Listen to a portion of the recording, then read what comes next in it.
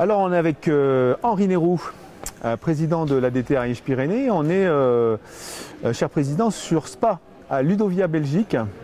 Et donc vous avez fait 3 Ludovia dans votre vie et aujourd'hui donc vous faites Spa. Est-ce que c'est important pour l'Ariège et quelles sont les perspectives pour la visibilité du département? Oui, c'est primordial, effectivement.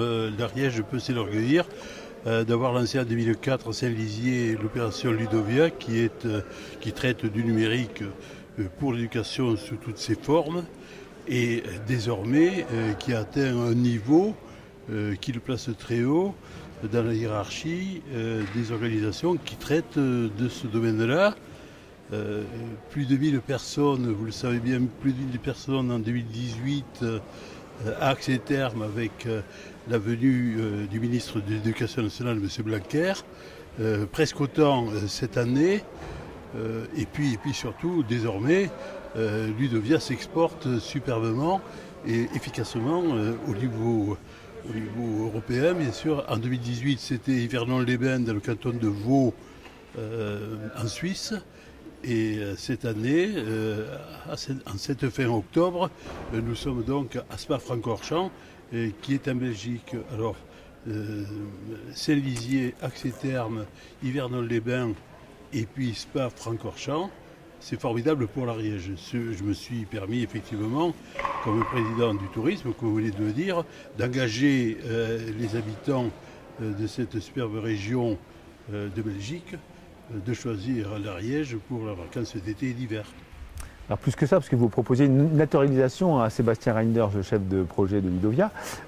Donc la particularité de ces 3 villes sont des villes thermales. Et donc il y a une connexion possible au niveau touristique, à votre avis? Oui, effectivement. D'abord, le très avisé maire d'Axe Terme, Dominique Fourcade, m'a envoyé un SMS mardi matin, alors que j'allais prendre l'avion pour arriver à Bruxelles, avec Didier Cuisse, pour vous retrouver ici avec votre équipe. Et il m'a dit qu'il avait remarqué que ces trois villes, Axe, Yvernon et Spa-Francorchamps, étaient effectivement des villes thermales et qu'il y avait lieu peut-être de créer une communauté d'intérêt.